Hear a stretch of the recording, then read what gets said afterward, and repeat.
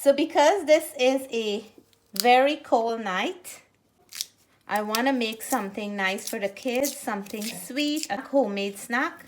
We found some very nice cassava in the store, and we just want to do a good old-fashioned cassava pone like my mom used to do. This is a 4-ingredient pone. We used to cook all our meals on a fireside, so mom would make the pone on a tower on the fireside. And I remember that taste of the pone. It used to be a thin kind of pone, not as thick as the one that we make now. And it had such a distinct flavor. So today I feel like I want to taste that pone again. My husband really loves pone as well. He's mostly in the background. We always like to bake and make sweet things together, so he's here with me. And this is going to be a recipe between the two of us. And the little Natalie already asked me to help peel the cassava. So we're going to do teamwork tonight. And we're going to make a nice old-fashioned Guyanese pone. So let me peel up all this cassava, and I'll come right back and show you the next step. After peeling and washing the cassava, hubby is chopping it up into smaller pieces so he can put them in the Omega juicer and crush them up into a nice texture.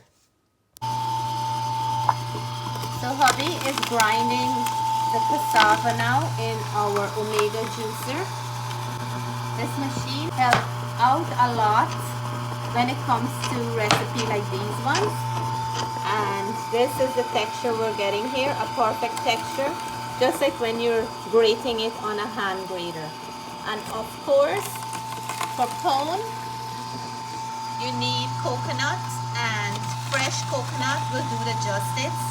It makes the pone nicer than using preserved coconut. So I'm going to break this, and we'll only need half of the fresh coconut. So let me show you after we finish breaking it how it looks in the inside. So we have a beautiful coconut here, and I like to grate it on a sit-down grater. While hubby is doing the cassava, I'm going to use the sit-down grater and quickly grate half because I like the texture that I get from the sit-down grater. Here are my 4 ingredients that I'm using for the simple Guyanese pone.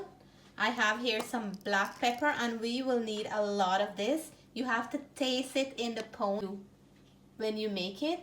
I have here some brown sugar. I'm going to do the measurement. I'll leave all the measurement in the description box below.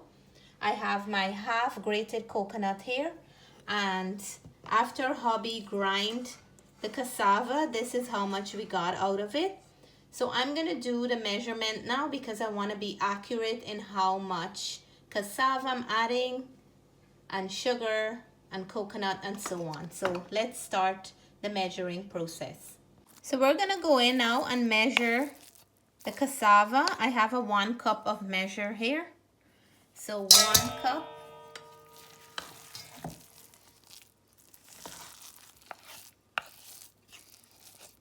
And 2 cups. I really like cassava because you can make savory things with it. You can make sweet things with it. You can make a lot of meals, and you can make a lot of snacks. So 3 cups. And for those of you, if you're new to cassava, it is also known as yuca.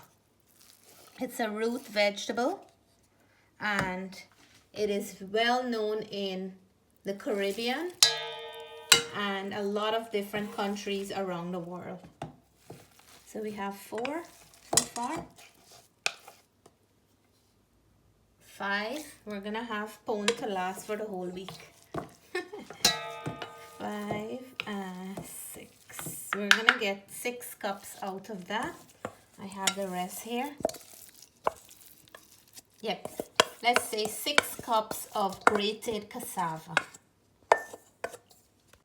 And time to measure our coconut. So we're gonna say 1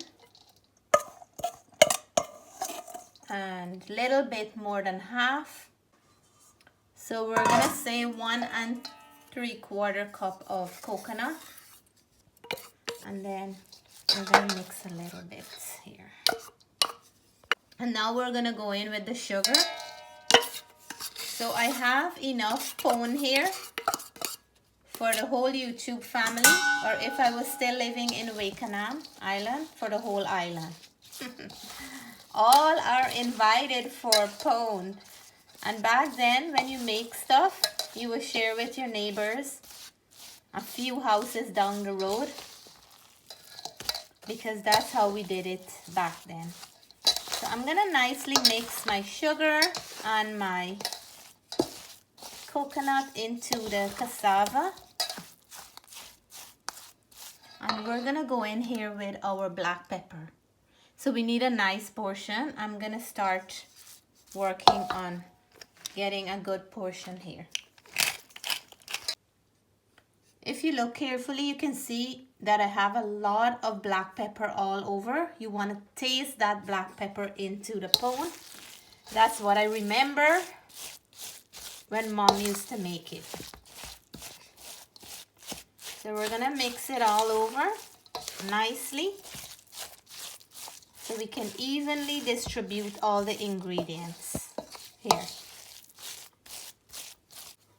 So after mixing up the cassava and the coconut and everything, Mommy used to put her tawa on and she would gently brush it with some coconut oil, exactly like I'm doing here today.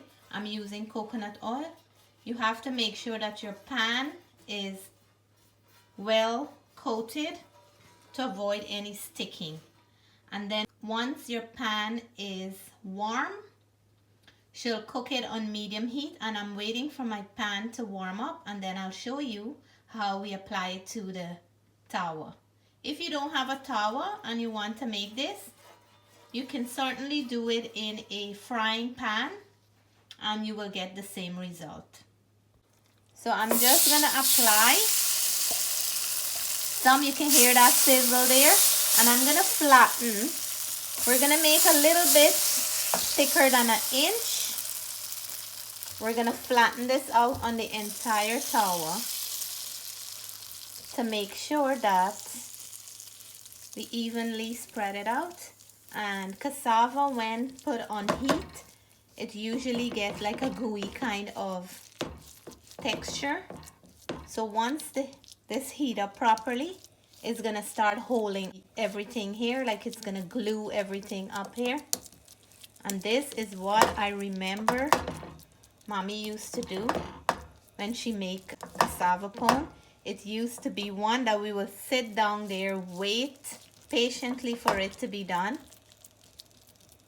just to get a nice fresh piece hot off the stove. So I'm gonna do this. I'm trying to get the edges nice and form like that. Mommy's gonna be proud of me. She watched all my videos and she's gonna be very, very proud of me making back this very old recipe. And a lot of people who did this in the past can relate to what I'm saying. So big shout out to Mom if you're watching. Thank you so much for all the recipe you taught me, that I can now share them back with my kids and my YouTube family. So I will put a cover on, a lid, and I have to do a very big one. I do have one. We're gonna cover it down and let the steam cook our pone. My stove is on medium and I can peep in here and see what's going on. So we'll come back and check it out after a few minutes. So after flipping over the pone, look how nice and brown the center is. That's where all the most of the heat is going. I'm gonna let it cook a little on the other side. It takes about 3 to 4 minutes on the medium to low heat, and then you flip it back for about the same time, because the cassava usually glue together quickly, so you have to be mindful of that. I'm gonna take this one off and then I'll put another one on. I just added another one. I'm gonna cover it down. I made this one a little bit smaller because I find the heat is not going right around to the edges of the tawa. So hopefully this one will cook evenly and finish faster. I'm down to the last one, and look how beautiful it's looking. I really like when it have this little brownness on it. That's gonna be my piece, but all of them have it and they're coming along nicely. So here is my old-fashioned Guyanese pone. It smells so good. The kids said it smelled like pancake. Yeah. It smells so good. And look at this. Let me show you how nice. This is how we used to eat it. You don't even cut it with a knife. Look at that. I'm going to go in for a piece. Natalie, you have a piece. Let me know how you like it. And it's always like chewy kind of texture. It have this nice gummy kind of texture. I just love it. I'm going to taste a piece for you all. I got a piece from here. And have that little nice crust. Perfectly sweetened. And you can taste that black pepper in there. So nice and hot. Oh, goodness. So this mouthful here, you see right here, this is our crunchy part, and in here is nice and gooey and very, very gummy kind of way. You can see that. So for all my pone friends, this is your mouthful. Oh my God, my mom is gonna be so proud of me. The texture is amazing. You get the coconut in there, and you get that nice hint of the black pepper. Nothing is hiding the flavor. It's all pone flavor. So if you like this video, please give us a thumbs up. If you're new to the channel and you haven't subscribed yet, we hope you'll consider subscribing soon. Until then, we want to say stay blessed, stay safe. We love you all. Bye for now.